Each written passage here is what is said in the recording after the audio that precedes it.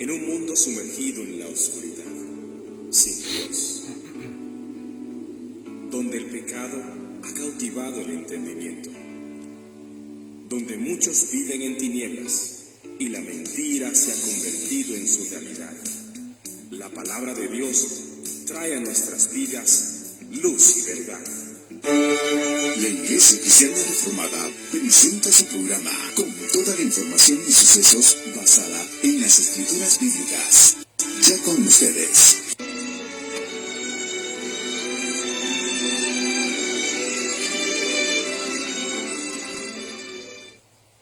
Buenas noches, amados hermanos. Como todos los miércoles nos encontramos una vez más para estudiar la palabra y un poquito la historia de la iglesia.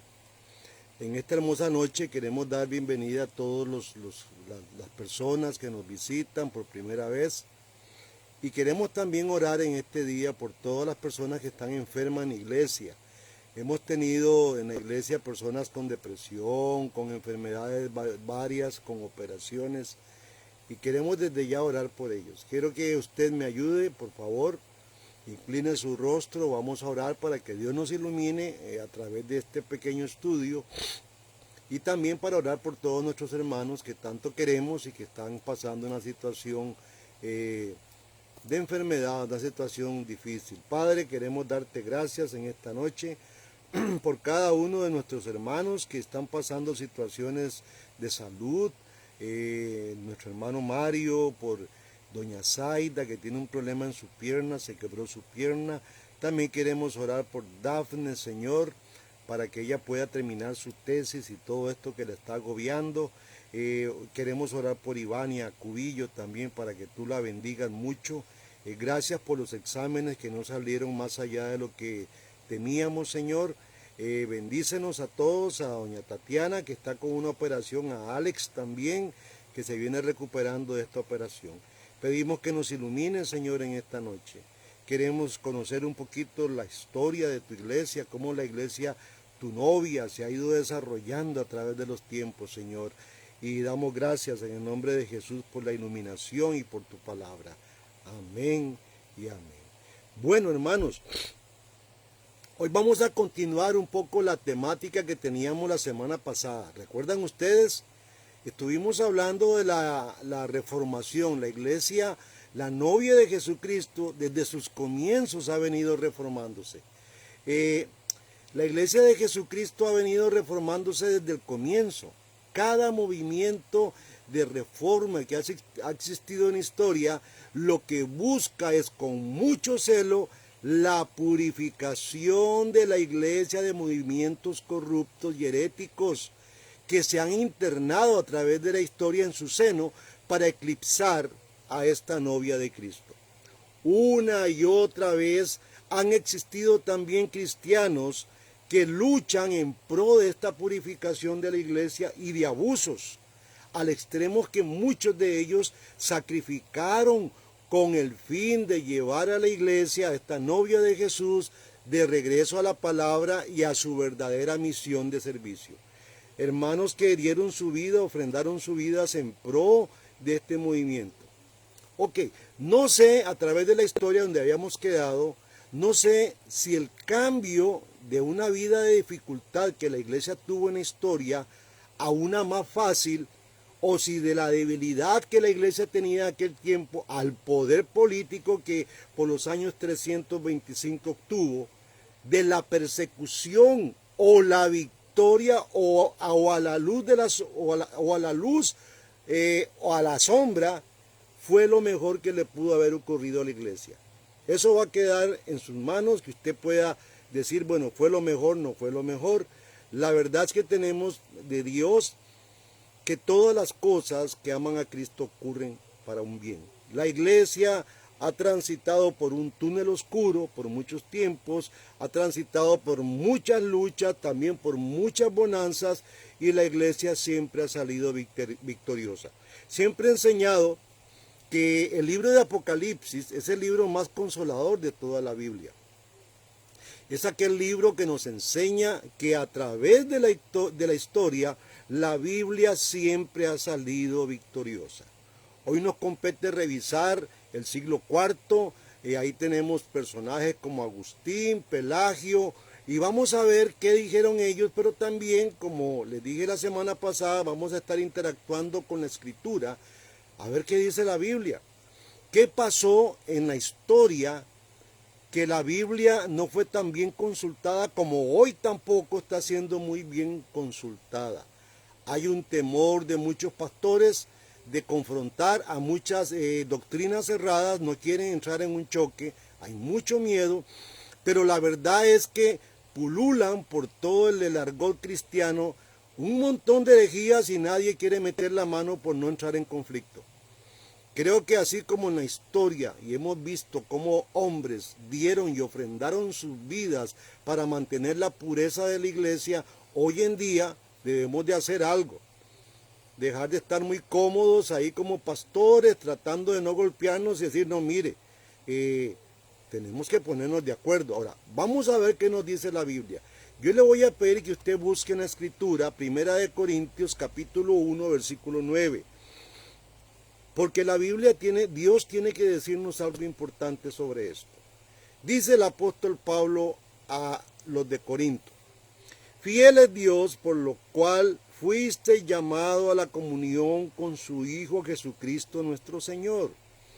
Os ruego pues, dice Pablo, hermanos, por el nombre de nuestro Señor Jesucristo, que habléis todos una misma cosa, y que no haya entre vosotros divisiones, sino que estéis perfectamente unidos en una misma mente y en un mismo parecer. ¿Qué le parece, mi amado hermano?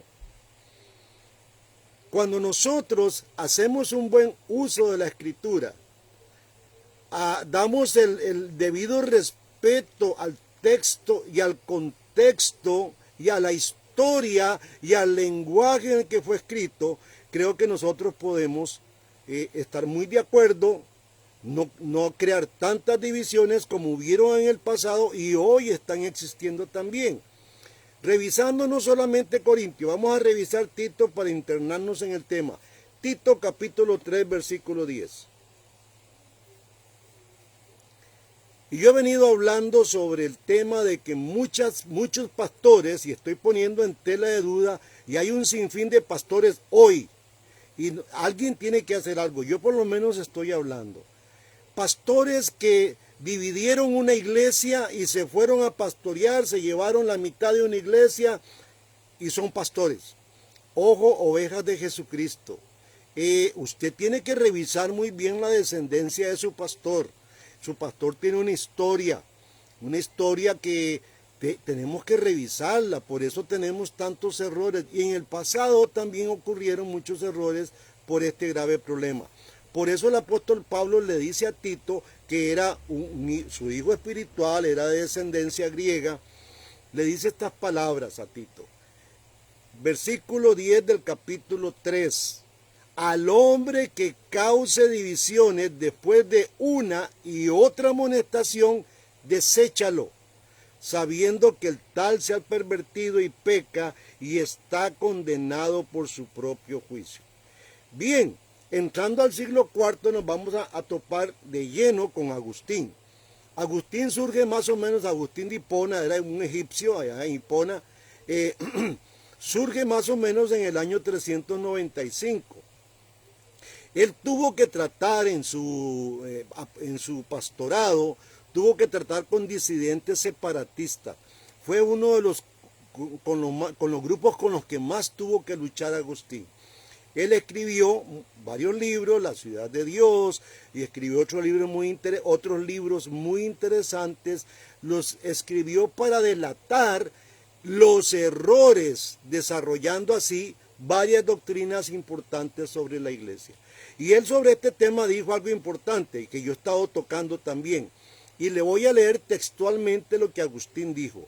Agustín dijo estas palabras: quienes componen la verdadera iglesia son únicamente los santos de Jesucristo, pero sobre la tierra siempre hay cizaña. Palabras de Agustín de Hipona. ¿Qué le parece, hermanos?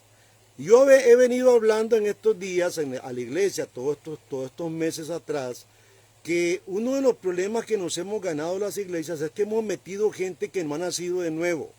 Lo estamos tratando como ovejas y realmente son cizaña. Y la iglesia tiene que saber colar esto. Agustín se topó con este problema. Ahora, cerca del año 380 aparece en el panorama, estaba Agustín como pastor ahí, un británico llamado Pelagio. Y este Pelagio se las trae porque hasta hoy Pelagio está vivo, aunque fue decretado y nombrado como un hereje en la historia. Hoy las iglesias y los pastores que no estudian la historia tienen serios problemas porque no están divisando qué pasó atrás de la historia de la iglesia. Este Pelagio comenzó a preocupar, muy preocupado él por la moralidad floja que la iglesia tenía en aquel entonces, tuvo mucha aceptación por lo que él proponía. Ahora, ¿qué proponía él? Él enseñaba, y le voy a leer textualmente, esto lo estoy sacando del libro de Latourette, Historia del Cristianismo. Él enseñaba que desde la caída la persona retenía el libre albedrío. Ahora, es difícil, la Biblia dice que nosotros estamos muertos en nuestros delitos y pecados. Tener un libre albedrío cuando se está muerto, el ser humano no puede automáticamente divisar nada espiritual. Pero vea qué interesante lo que este hombre propone, porque hoy muchas iglesias están proponiendo lo mismo. Dice Pelagio, si tenemos la voluntad, podemos dejar de pecar. Y podemos llegar a ser perfectos como Cristo, nuestro gran ejemplo. No heredamos pecado original alguno de Adán y Eva, dijo Pelagio. Más bien, cada uno de nosotros como infantes nacimos perfectos y nos corrompimos, dice Pelagio, por el mal ejemplo de Adán y Eva y sus hijos. Óigame usted con lo que tuvo que luchar nuestro hermano Agustín en el siglo IV. Según este hombre Pelagio, el pecado no es una condición, sino una elección. Es lo que él está tratando de decir. O sea que somos pecadores y que solo hacemos cosas pecaminosas. O sea, que no somos pecadores en un sentido porque el pecado original, dice él, no está en nosotros, sino que hacemos solo cosas pecaminosas, y agrega Pelagio algo que lo escribí textualmente. Dice Pelagio, siguiendo la ley de Dios podemos asediar las puertas del cielo. Óigame qué terrible. Yo creo que a Pelagio se le olvidó, y a muchos hoy en día que dicen que cuando un niño muere es un angelito, se va directo para el cielo. Aquí tenemos que cortar mucha tela porque la Biblia nos está enseñando otras cosas, hermano. Salmo 51:5 dice David, después de estar arrepentido del gran pecado que cometió con aquella mujer de adulterio y con el asesinato, que él fue partícipe de esto, él lo provocó. Dice el Salmo 51:5, he aquí en maldad he sido formado y en pecado me concibió mi madre. Aquí queremos decirle a Pelagio lo que la Escritura dice, pero también le queremos decir a Pelagio basado en Gálatas 2:16. Gálatas 2:16, que lo leí ayer con un hermano ahí muy especial que queremos mucho, a Oli.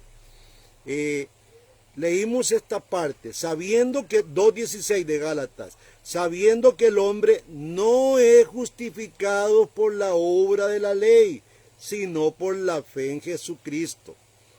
Nosotros también hemos creído en Jesucristo para ser justificados por la fe de Cristo y no por las obras de la ley, por cuanto por las obras de la ley nadie puede ser o nadie será justificado.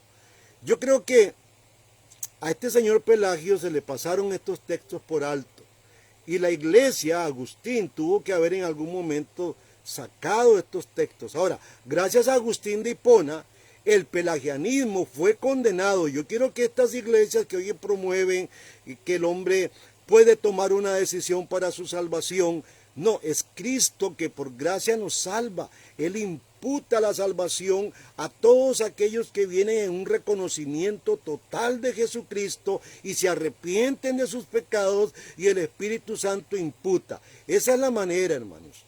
Y no queremos, porque Agustín fue uno de los grandes defensores de la predestinación, y después en la Reforma de 1517 vuelve a surgir esta gran enseñanza que usted la puede encontrar en Romanos 8 y en muchos textos de la Biblia, en Efesios y en otros textos puede encontrar que Dios ha predestinado para la salvación al hombre.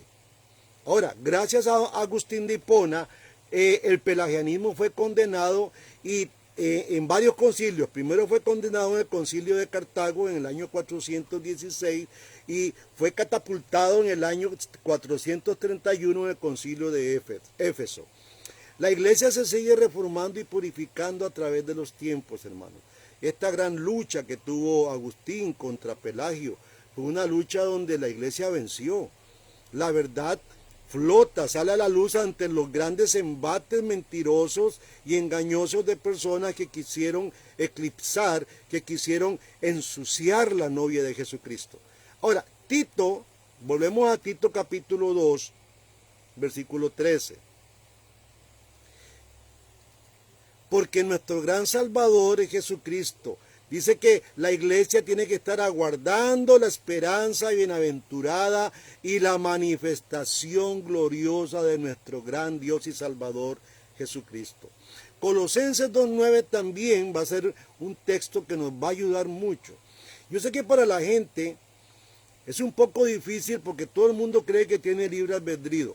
Quiero decirle que en el plano espiritual, en el plano donde Dios se desarrolla, usted y yo estamos muertos porque la Biblia declara que por cuanto todos pecaron estamos destituidos de la gloria de Dios.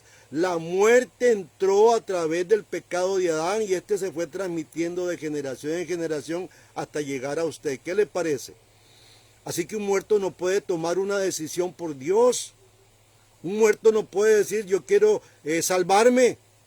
¿Qué es lo que vienen proponiendo este hombre Pelagio? Y hoy muchas iglesias siguen proponiendo algo que ya fue enterrado y fue nombrado como una herejía. Yo creo que, y perdónenme lo que voy a decir, pero creo que es una necedad de algunos pastores que siguen con esta historia, engañando y dejando la gracia de Dios por fuera. Porque la salvación es por gracia. Si usted toma una decisión, usted está eligiendo a Dios. Y quiero decirle lo que Jesucristo dijo. Jesucristo dijo en San Juan, no me elegisteis vosotros a mí, yo os elegí a ustedes. Es muy diferente el argumento que presenta la Biblia. Y aquí queremos ver algo interesante en Colosenses 2.9. Colosenses 2.9 dice, porque en él, hablando de Jesús, habita corporalmente toda la deidad y la plenitud de la deidad, dice. Ahora, también en los tiempos de Agustín hubieron más problemas importantísimos que se postergó más allá de la vida de él. Recordemos el año 325, el concilio de Nicea. Estuvimos hablando el miércoles pasado de esto. Se había proclamado en el concilio de Nicea que Cristo era una sustancia con el Padre eternamente divino.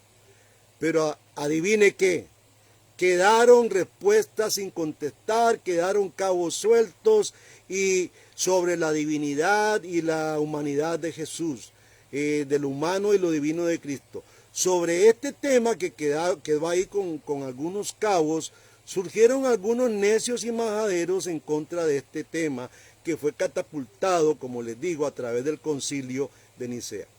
Surgió una escuela en Alejandría. Esta escuela de Alejandría queda en Egipto, enfatizaba la divinidad de Cristo a expensas de su humanidad. Había otra escuela, que es la escuela de Antioquía, que más o menos Antioquía queda arriba de Siria, casi por Turquía, por ahí quedaba Antioquía. Dice esta escuela de Antioquía, esta tenía que dividir a Jesús en dos partes, o sea, dos seres totalmente separados. Siguieron con la necedad.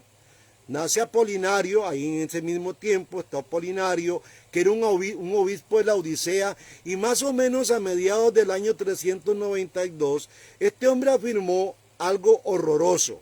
Este hombre dijo, y tuvo muchos seguidores, como hoy en día Hay un sinfín de doctrinas heréticas que son terribles. Ayer mi hija estaba oyendo en una emisora, y por respeto a la emisora, no digo, porque a veces la emisora no tiene que ver nada con el pastor, aunque en un momento sí, por permitir todos esos mentirosos y ladrones.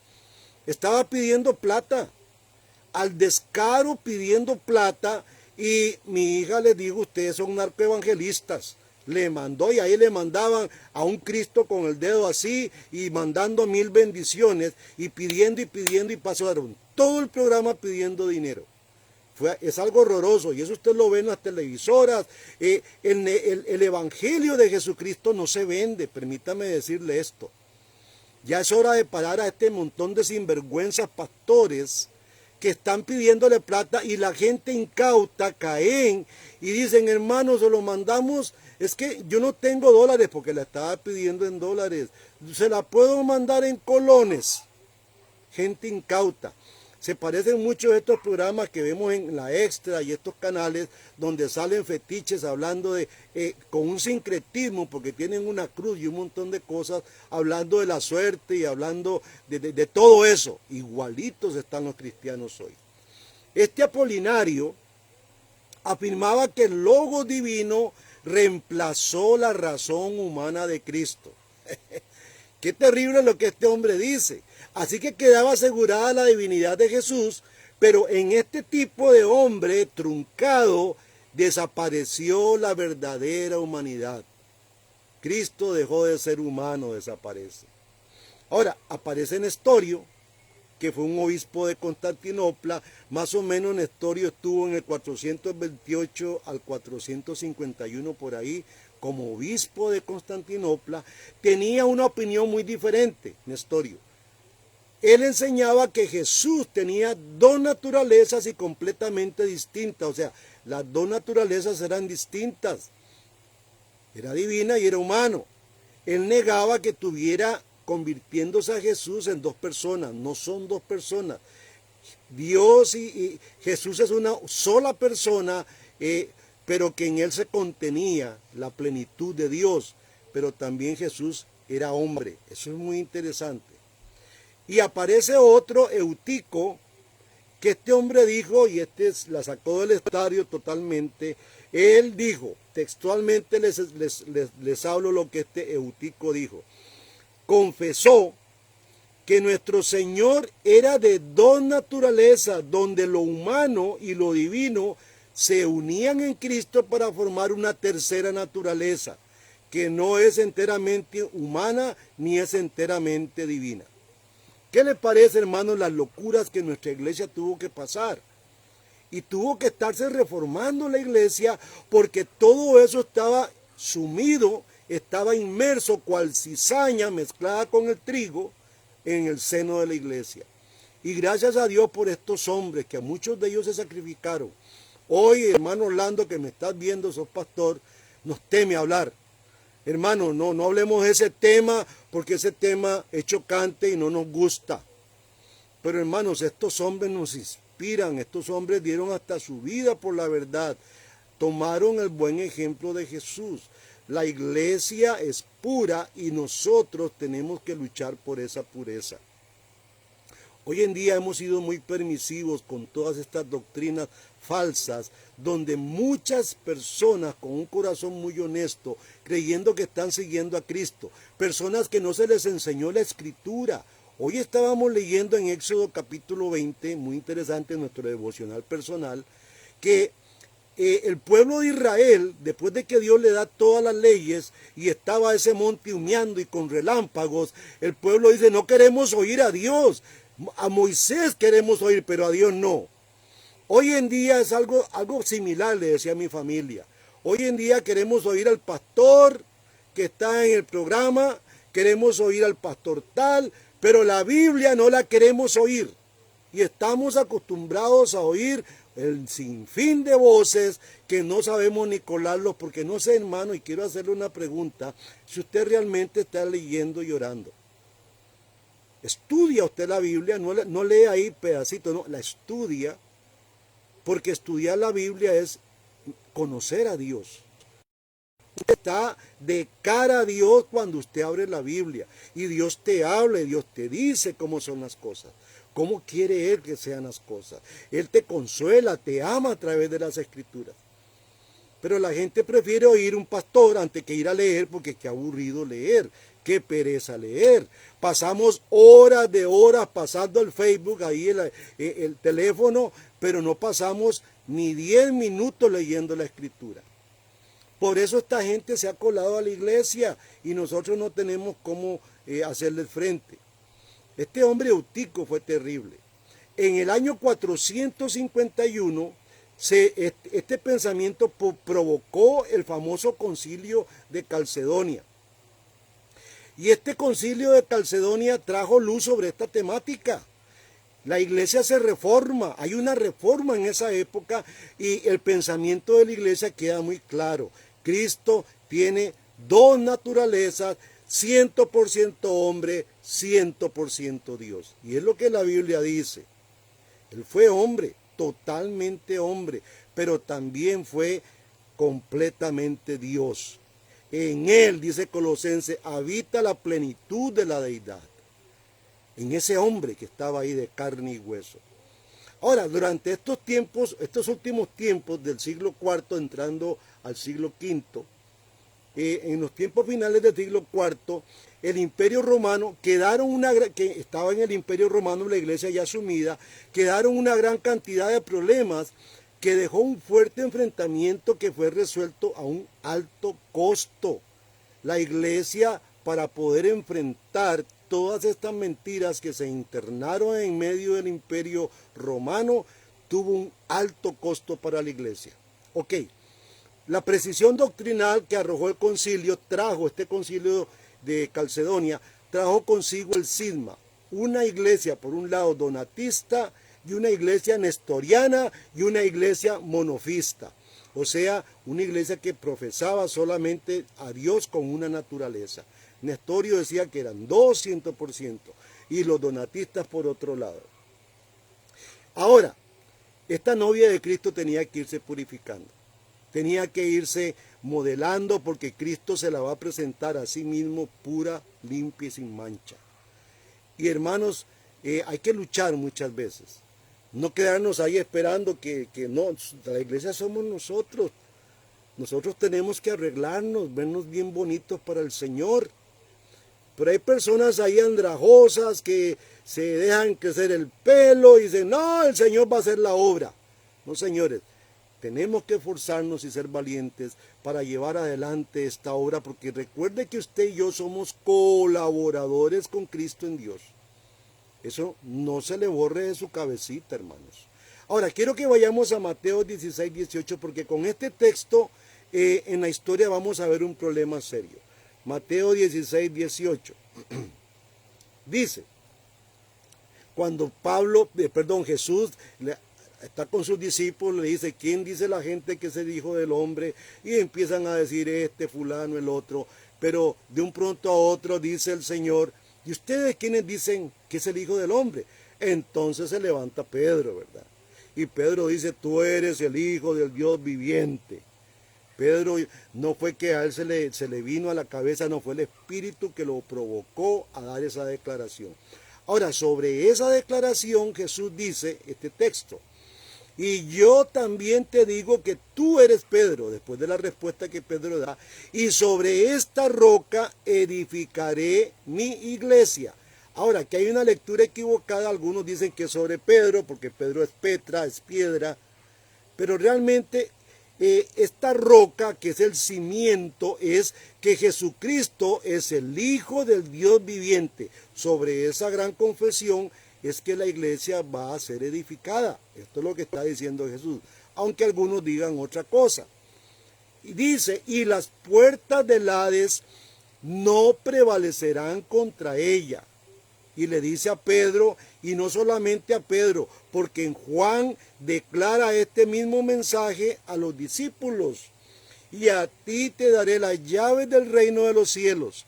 Y todo lo que atares en la tierra será atado en los cielos, y todo lo que desatares sobre la tierra será desatado en los cielos.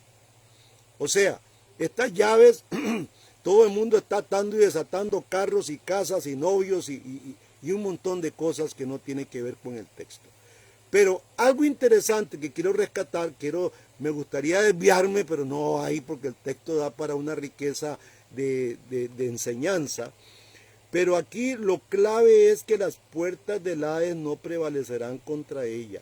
Esto quiere decir que el infierno mismo no puede acorralar ni encerrar la iglesia. La iglesia sigue caminando aún en medio de la oscuridad, aún en medio del valle de muerte que pueda transitar. La iglesia sigue firme con la mirada puesta en su Salvador Jesucristo, autor y consumador de la fe.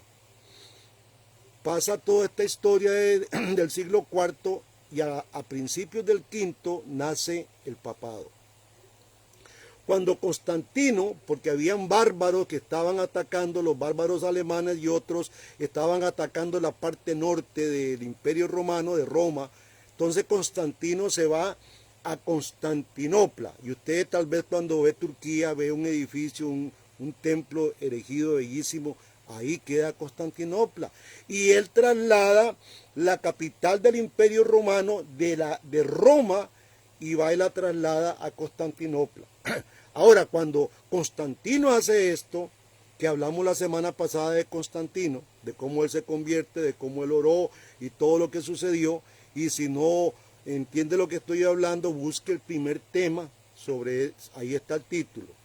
Cuando Constantino se va a Constantinopla, él dejó atrás un vacío de poder que fue progresivamente tomado por el obispo de Roma. Esto es interesante. En poco tiempo, poco a poco, el obispo de Roma se convirtió en el Papa, el defensor y custodio del cristianismo de Occidente, y aparece con la investidura ya de Papa en el año 440 al 461. Aparece en el panorama el Papa León I, quien formuló el concepto petrino, y esto es muy interesante, de la autoridad papal basado en Mateo 16, 18.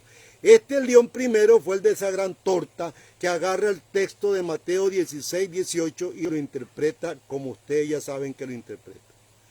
Él dijo, y tomé textualmente lo que él dijo, voy a decir lo que León I, el primer papa, supuestamente nombrado como papa, porque hubieron obispos atrás, y la Iglesia Católica pues como que obvia esto. Pero León I dijo textualmente estas palabras. Pedro dice, pasó las llaves a sus sucesores, los obispos de Roma.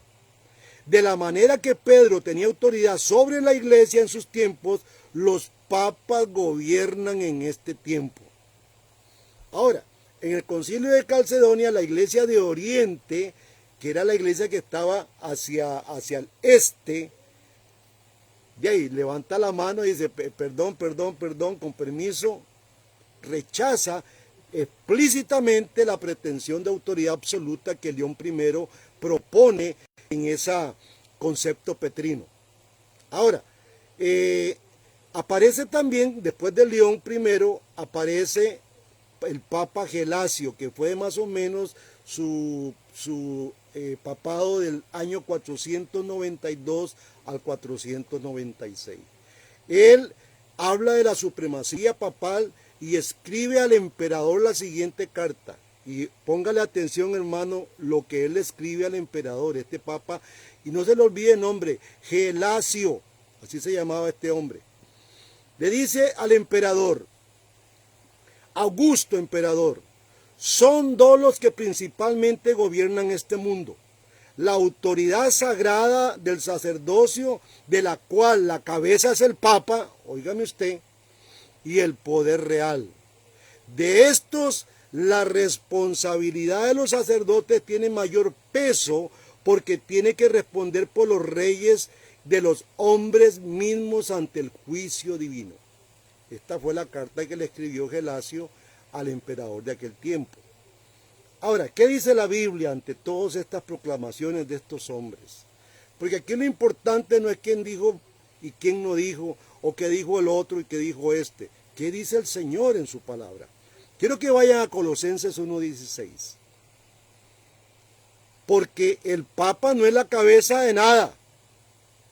Déjeme decirle, yo quiero, aquí la gente adora, oran por el Papa, hasta lloran, le besan la mano, le besan todo, pero no, señores, la cabeza de la iglesia no es el Papa.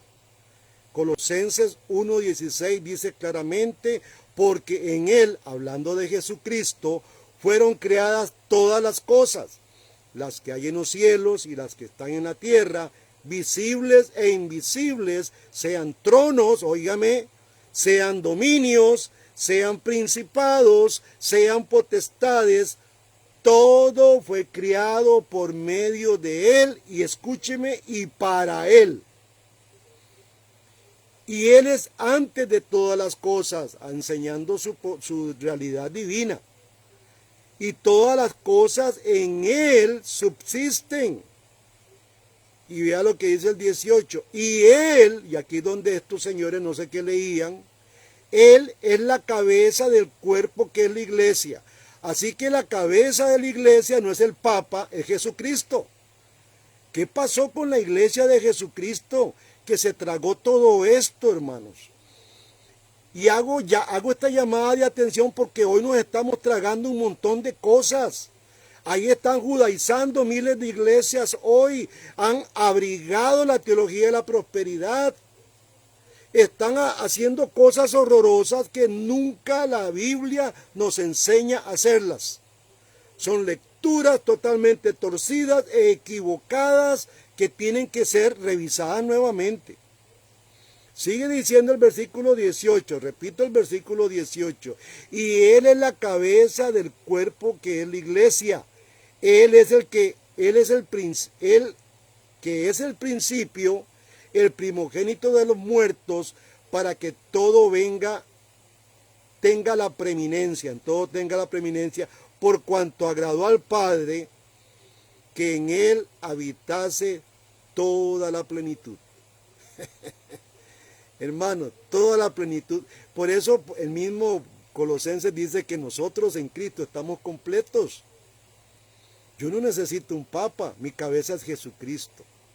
Yo no necesito nada, un pastor al que yo tengo que pedirle permiso para ir a hacer. Señor, eso no está bien, usted no es el Señor de la iglesia.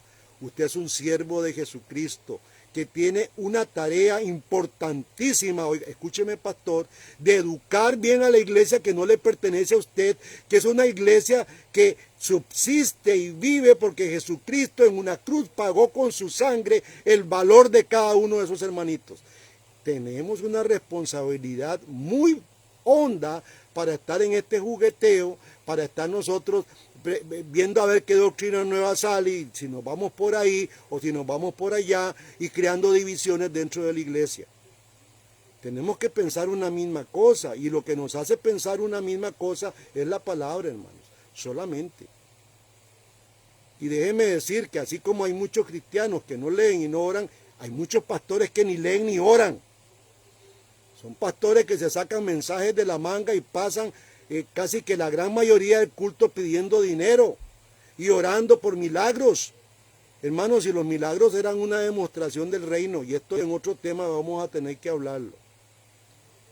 Ahora, en esta época que estamos hablando, algunos hombres y mujeres de aquellos tiempos trataron de ser obedientes al Espíritu de Cristo y seguir por el camino que Cristo les trazó. Otros resistieron al Espíritu y siguieron sus propios caminos y sus propias fechorías. Quiero que ustedes saquen Hechos capítulo 6, porque en Hechos capítulo 6 nos vamos a encontrar con algo interesante. Hechos 6, versículo 9. Hubo otro conflicto ahí en aquel tiempo, y este conflicto es en la época bíblica. Me estoy volviendo atrás para traer a memoria que la iglesia tuvo que reformarse y tuvo mucha lucha. Dice el versículo 9, entonces se levantaron unos de la sinagoga llamada de los libertos, y de los de Cirene, de Alejandría, de Sicilia y de Asia, disputando con Esteban, pero no podían resistir a la sabiduría y al espíritu con que hablaba Esteban. Este bendito grupo llamado los libertos es un grupo que llegó un hombre Pompeyo ahí se llevó unos cuantos judíos que eran esclavos, se los llevó a Roma, y allá en Roma los liberó, por eso toman el nombre de libertos, los libres, y formaron una sinagoga allá y hablaban en una forma mezclada de Cristo y todo el problema judaizante. Y cuando estos hombres, que se hizo una sinagoga bastante fuerte, conocieron o enfrentaron a Esteban, no podían resistirlo. Hoy en día, hermanos, hay muchos cristianos que aman a Dios y le tiran al suelo su conocimiento que es burdo y es falso. Pero un buen ejemplo que tenemos aquí nosotros es Esteban. Este hombre resistió toda esa necedad de estos hermanos a través del espíritu de su palabra. Tenía él palabras de sabiduría al hablarle a estos oponentes del verdadero mensaje de Jesucristo. Entonces esto quiere decir, hermano, que la historia de la iglesia está llena de conflictos que se siguen unos tras otros. Algunos son de doctrina, otros son de lucha por la verdad, otros son de batalla por la supervivencia, otros son persecuciones sociales, que hubieron muchas, luchas por las mentes. Entre más captemos mentes, más seguidores tenemos, más poderosos nos hacemos. Y otros trataban de aprisionar los corazones de los seres humanos. San Juan 16:33 nos da algo muy bello. La Biblia tiene, ante la historia, tiene soluciones, tiene el norte. Y es cuando uno revisa la historia y uno dice, pero ¿cómo se perdieron nuestros hermanos? ¿Cómo nuestros hermanos hicieron tanto conflicto si la Biblia es muy clara? Bueno, hoy es igual, hermanos. Hoy hay un sinfín de problemas y cochinadas dentro de la iglesia que si leyeran la Biblia, lo leyeran bien, con toda su regla bíblica hermenéutica, no tendríamos tanto problema. San Juan 16:33 dice, estas cosas os he hablado para que en mí tengáis paz. Esto lo dice Jesús. En el mundo tendréis aflicción, pero confiad, yo he vencido al mundo, dice. Hermanos, la iglesia a través de la historia ha tenido un sinfín de conflictos y lo sigue teniendo hoy. Hay muchos hombres valientes, pastores valientes que sí enfrentan las mentiras, porque no sé, a veces nos da temor decirle a un pastor, mire, esa doctrina está equivocada. Venga, leamos juntos, no peleemos, leamos juntos la escritura, pero usemos las reglas hermenéuticas válidas para poder tratar el texto, porque a veces el texto lo tratan, no es que el Señor me dio una revelación. Algunos leen, mire, una vez estaba viendo un señor que dice que fue al cielo y empezó a descifrar, y toda la iglesia detrás de ese señor. Por favor, seamos más serios. En estos tiempos, hermanos, la mayoría de las sociedades, en los tiempos de que estamos hablando de atrás, del Imperio Romano, en los tiempos de Cristo, las sociedades eran sagradas o teocráticas. Estas sociedades siempre estaban ligadas y ordenadas por una religión. Y por lo general el rey tenía una religión, adoraba a sus dioses, pero la iglesia de Jesucristo se topó con un problema serio. El emperador era semidivino. El emperador era un dios y la iglesia tuvo que enfrentar a ese César y a esa sociedad que tenía un dios. Dios dice, César es Dios, decía la iglesia. Decía la sociedad. Y aún la iglesia estuvo también, recuerden cuando eran tirados al circo romano los cristianos, les decían, adora al César o adora a Dios. Ahora, la Biblia tiene sobre este asunto una respuesta. Por más que se nombren dioses los emperadores, los reyes, el rey era en sí un sacerdote para aquellos pueblos y contra eso tuvo que enfrentarse el cristianismo, imagínense, con todo el poderío que tenía el Imperio Romano.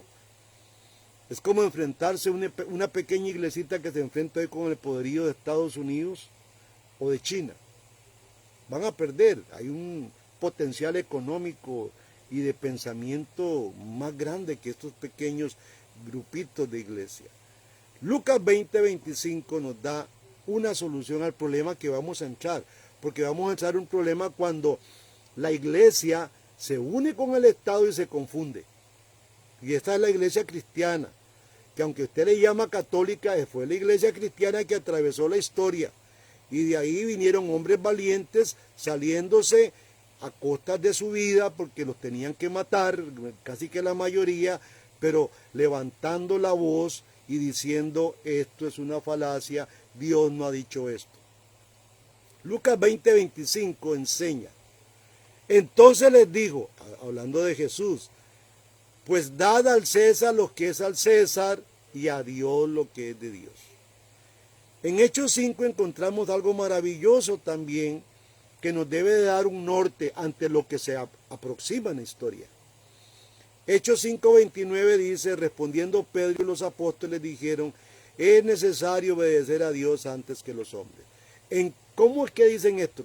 Los apóstoles que andaban con Pedro ahí fueron echados a la cárcel, porque andaban haciendo alboroto, decían.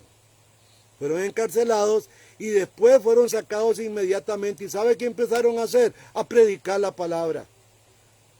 Y entonces cuando la sinagoga ahí, los sacerdotes herodianos y los sacerdotes fariseos dicen, pero ¿qué es lo que ha pasado aquí? Es cuando surge esta gran frase de Pedro. Es necesario obedecer a Dios antes que los hombres. En la historia, la iglesia viene a encontrarse con el Estado, el Imperio Romano. Y es aquí donde tenemos que tomar decisiones. Y esto que las sociedades de hoy son ateas, su religión es la plata, su religión es su sexo, su gusto sexual. Estos son los dioses de hoy. Los dioses de hoy ya no es una persona, es una profesión quizás, es un estudio, es un montón de cosas que están desviando a los cristianos de su gran verdad.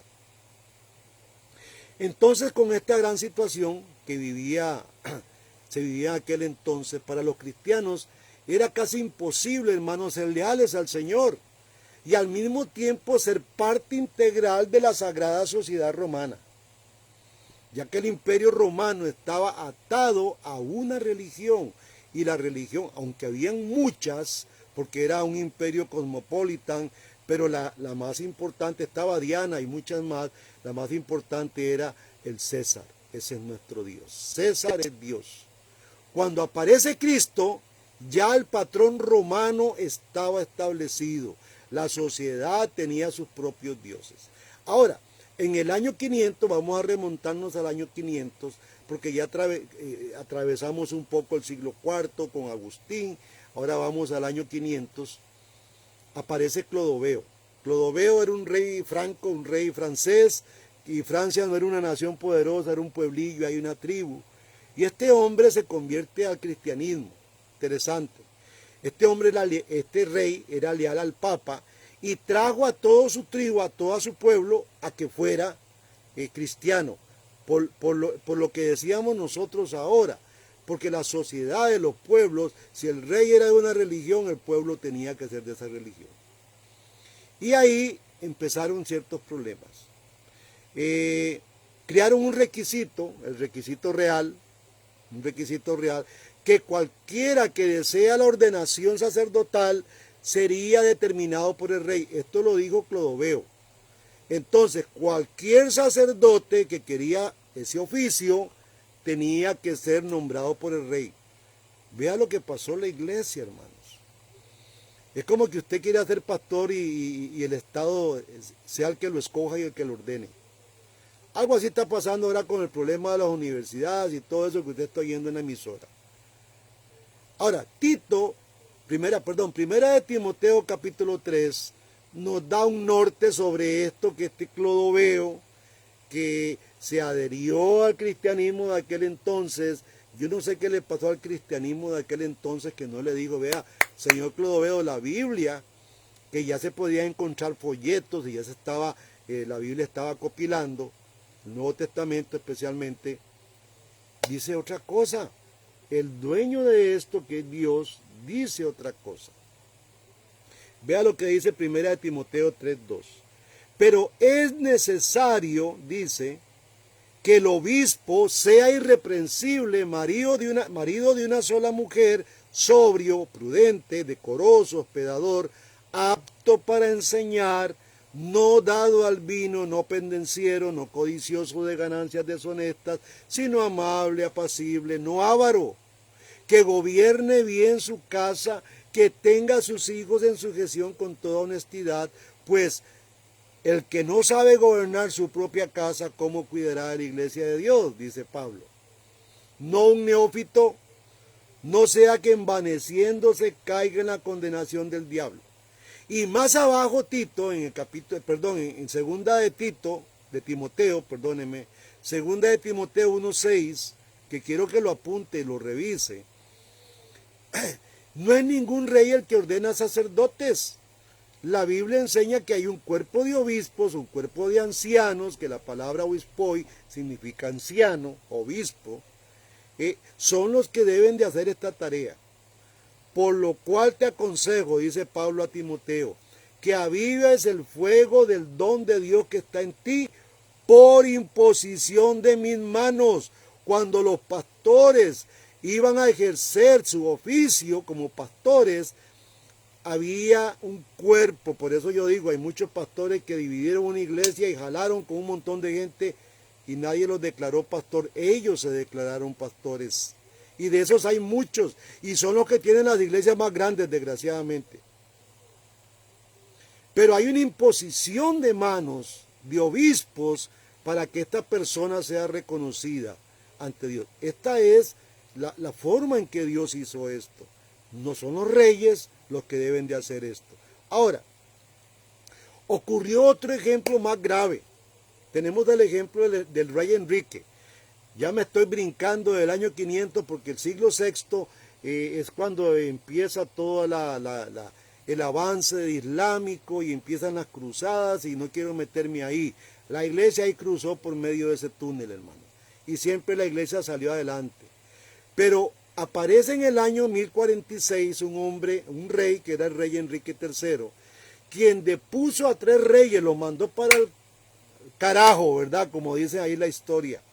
Que fue a Benedicto IX, a Silvestre III y a Clemente II. Estos eran nombrados familiarmente por personas poderosas y el rey Enrique dice, no, yo me los voy a bailar, todos se me van saliendo.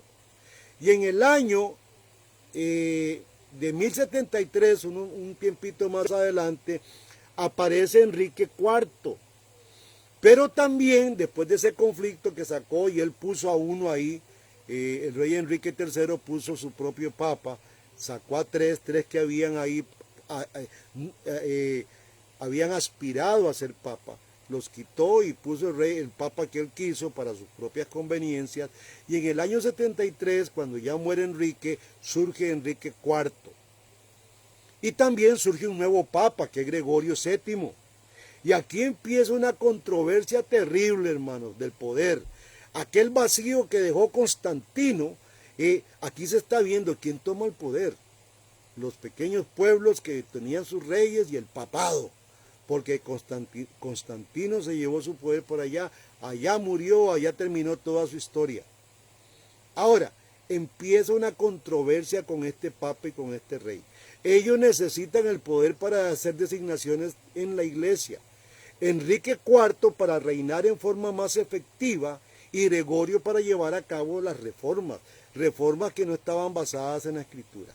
Por ejemplo, el Papa Gregorio VII emitió un decreto llamado Dictatus Papae, que quiero que lo escuchen porque lo traje textualmente para que ustedes puedan escuchar lo que Gregorio VII escribió, y lo pone como un decreto papal, el Dictatus Papae, o sea, un decreto papal.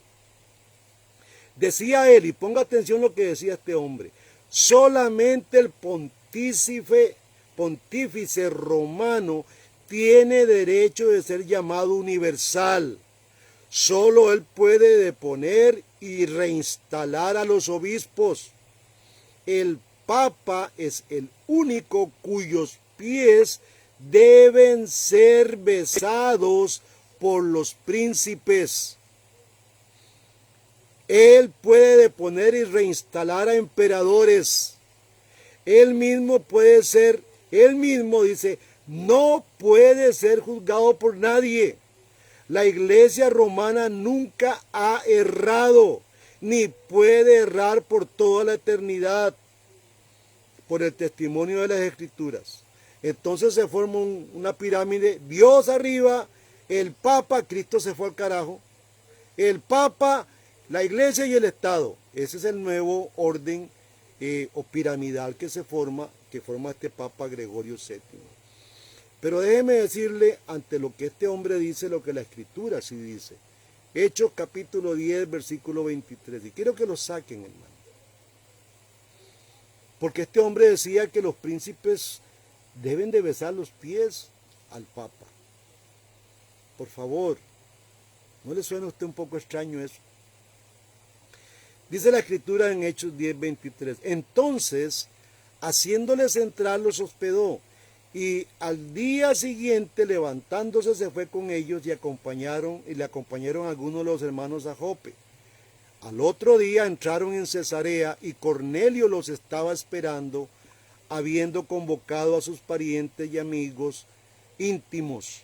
Esto es cuando Cornelio es visitado por Pedro y algunos de sus seguidores. Versículo 25. Cuando Pedro entró, salió Cornelio a recibirle y postrándose a sus pies adoró. Vea qué bonito lo que dice Pedro, un siervo de Dios escogido por Jesucristo para anunciar su mensaje. Mas Pedro le levantó diciendo, levántate, pues yo mismo soy también hombre. Qué interesante, hermanos. Ahora, ¿qué ocurrió cuando Enrique leyó el decreto que hizo el Papa Gregorio? Este se enfureció de una forma terrible a esas pretensiones. Según su opinión, según el rey Enrique IV, y vea lo que Enrique IV dice, es interesante, hermanos. Estas luchas yo he leído muchas cosas más en la Tourette, les recomiendo, son 2 tomos así de gruesos. Se llama Historia del Cristianismo de la Tourette. Si usted puede conseguirlos en PDF, bájelos y póngase a leer, tamaño poco, hermanos. Según la opinión de Enrique IV, dice, óigame lo que dice el rey, la autoridad real venía directamente de Dios y no a través de un papa, y solo es juzgado por Dios, el rey, ¿verdad? Esto es lo que dice Enrique IV. Ahora, qué interesante, porque no sé si Enrique IV manejaba la Escritura para decir esto, pero le di una lección a Gregorio VII que le importó un comino lo que el rey dijo. Romanos 13 sí nos dice algo interesante, hermanos. Romanos 13, 1, y creo que usted conoce este texto, dice, sométase toda persona a las autoridades superiores, porque no hay autoridad sino de parte de Dios, y las que hay, por Dios han sido establecidas. De modo de que quien se opone a la autoridad, a lo establecido por Dios resiste, y los que resisten acarrean condenación para sí mismos, porque los magistrados no están para infundir temor al que hace el bien, sino al malo. ¿Quieres pues no temer la autoridad? Haz lo bueno y tendrás alabanza de ella, porque es servidor de Dios para tu bien. Pero si haces lo malo, teme, porque no en vano lleva la espada, que es su servidor, pues es servidor de Dios, vengador para castigar al que hace lo malo, por lo cual es necesario estarle sujetos, no solamente por razón del castigo, sino también por causa de la conciencia. Parece que Enrique IV había leído este texto, porque él declara, mire, solo Dios tiene la potestad de esto y de hacer juicio. Ya casi a 1000 años de tiempo, hermanos, de que Jesús vino, de un transitar de esta iglesia y después de un sinfín de reformas constantemente, nos encontramos con un conflicto inacabable. Tan inacabable como lo es hoy. Hoy día, por ejemplo, hermanos, en nuestra América Latina, en Costa Rica y en muchos países del mundo también, vivimos con frecuencia una completa separación como la solución ideal. Lo que rescatamos como ideal es que la iglesia no puede permanecer alejada de los asuntos seculares, y esto es una doctrina que nuestras iglesias manejan muy bien. Estamos insertos en esta sociedad y los asuntos seculares tienen que honrar a Dios. El cristiano donde esté metido, si usted es enfermera, si usted es educador, usted está sirviéndole a Dios en cada una de esas trincheras. Donde usted trabaje, usted es un servidor de Dios, tiene que dar testimonio de Jesucristo, tiene que poner en alto el nombre de la iglesia. Como también, hablando por el otro lado, el Estado no puede cerrar los ojos a las actividades religiosas, en lo más mínimo, que eso se está tratando de hacer en Costa Rica, y en muchos países de América Latina se han hecho. Hermanos, la tensión que ha habido en este tiempo histórico permanece, y al parecer hasta hoy sigue y seguirá, creo, hasta que Jesucristo venga. ¿Qué le parece? Por eso queremos cerrar con un texto que ya lo leímos, pero es un texto que nos libra a nosotros de un montón de problemas. Lucas 20:25. Entonces Jesús les dijo, pues dad al César lo que es del César y a Dios lo que es de Dios. La iglesia tiene que aprender a sujetarse, a darle al gobierno lo que el gobierno pide, pero de la misma manera darle a Dios lo que Él pide. Y tal vez en algún momento llegar a decir, como dijeron algunos apóstoles, es mejor obedecer a Dios que a los hombres. Hay situaciones en que la iglesia tiene que pararse muy firme ante el Estado y decirle, señores, nosotros somos cristianos, tenemos que obedecer a Dios antes que a ustedes. Si ustedes están golpeando la verdad cristiana, están golpeando la moral y la ética cristiana, nosotros tenemos que seguir la ética cristiana y la moral cristiana. Siempre la historia es incompleta, querido hermano. Me decía el hermano Eddie, pero hermano, ¿vas a seguir? Le digo, sí, la otra semana sigo.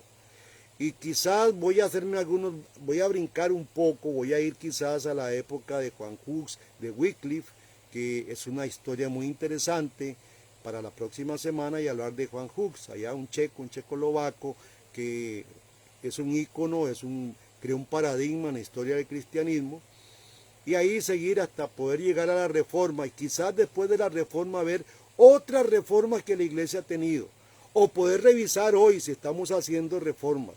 La iglesia de Jesucristo se vive reformando por una simple razón, porque la novia de Jesucristo tiene que presentarse limpia, pura y sin mancha, y no puede estar muy sucia, tiene que irse limpiando.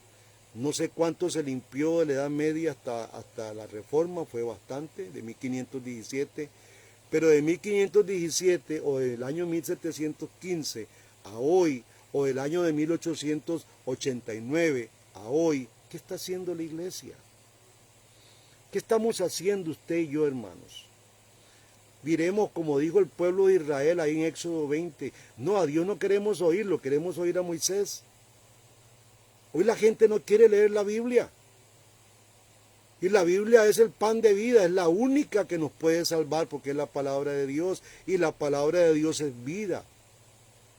Por eso, hermanos, consumámonos en la Escritura. Saque tiempo de su tiempo, del poco que le queda, porque siempre dejamos a Dios en último lugar. Primero están mis negocios, primero están mis estudios, primero está mi familia, y Dios se quedó relegado allá atrás. Hermanos, hagamos un cambio. Usted un día va a morir. No sé qué va a suceder cuando usted muera. Hay otros que creen, los jóvenes, creen que solo los viejos se mueren. No, los jóvenes están muriendo, y se mueren por miles de formas. Un accidente, una bala perdida, un desastre natural nos puede alcanzar, hermano. ¿Qué le dirá usted a Dios? Señor, no tuve tiempo de leer. Estuve tan sofocado y ocupado estudiando, o trabajando, o cuidando a mi familia, que no tuve tiempo para ti. O estuve de pelón haciendo fiesta fines de semana porque trabajo mucho y necesito ir a pasear. No, hermano, no puedes decirle nada de eso a Dios. Cristo está, como mandé hoy el mensaje, el mensaje que mando al WhatsApp devocional, había una mujer que tenía un hijo, el hijo se le fue a la calle y se hizo drogadicto y andaba maloliente y andaba orinado y todo lo que ustedes conocen de un indigente. Y cuando ese muchacho llegó a casa, la mamá lo abrazó y lo besó porque es su hijo. Pues déjeme decirle que Dios está esperando por usted también. No importa cómo vengas, no importa cómo estés, Él te ama. Y te ama con un amor eterno y quiere recibirte y quiere darte el perdón y quiere derramar sobre ti tu gracia. Sobre ti quiere derramar tu gracia, Dios. Pero hermanos, tienes que un día volver en sí y darte vuelta por el camino que vas, volver hacia Dios. Hermanos, esta ha sido parte de la historia de la iglesia que tuvo que venirse reformando a través de los siglos. Y cuando Cristo venga y todo se acabe, la iglesia va a seguir firme porque la iglesia es eterna. Amén, hermanos. Vamos a orar y pedirle a Dios que bendiga esta iglesia en Costa Rica. Padre, queremos darte gracias por estas bendiciones tan grandes que tú nos das, Señor. Tu iglesia en Costa Rica no es la más óptima. Señor, encontramos hermanos desviados pensando una cosa, creyendo otra. Yo te pido, Dios, que nos hagas pensar una sola cosa, que podamos los pastores poner el dedo en la llaga contra todas aquellas herejías que vienen eclipsando la belleza de tu iglesia, Señor. Señor, oro por todas las iglesias de Costa Rica, por todos los pastores, por aquellos que no lo son, Señor, para que tú los puedas quitar también, que tú los saques, Señor, y pongas a la luz solamente a los tuyos. Pero como dijo Agustín, mi oración, Señor, es a veces casi imposible, porque siempre la cizaña estará aquí revuelta con el trigo. Ayúdanos, Señor, a poder entender esto y también a trabajar, Señor. Somos más poderosos nosotros como trigo que la cizaña como una hierba de maleza. Cuida a tu iglesia, Señor, protégela. Bendice a aquellos pastores fieles y a aquellos que no lo son, Señor, toca sus corazones para que se vuelvan a la palabra. En el nombre de Jesús te lo pido. Y te doy las gracias, Dios, por todos mis hermanos, por todos aquellos que se conectaron hoy. Pido una bendición muy especial, que tú los guardes en todo momento. Guarda sus mentes, guarda sus corazones, Señor, para que ellos puedan honrar tu nombre. Alabanzas para ti, mi Rey, en el nombre de Jesús. Hermano amado, muchas gracias por este tiempo. La próxima semana seguiremos un poquito con el tema de Wycliffe quizás y Juan Hux, que son íconos y tal vez podamos ver ahí un poco los hugonotes o los valdenses, no sé, llegar hasta esas épocas para poder divisar cómo la iglesia de Jesucristo siempre ha vencido, siempre se ha reformado. Una iglesia que se reforma desde los propios inicios, porque va hacia su perfección. Que Dios me los bendiga, pasen una buena noche y que estén siempre alegres, pensando que el día de mañana es un día que Dios nos regala para poder hacer todo lo que Dios nos ha prometido vivir. Hermanos, que Dios me los bendiga y pasen una feliz noche.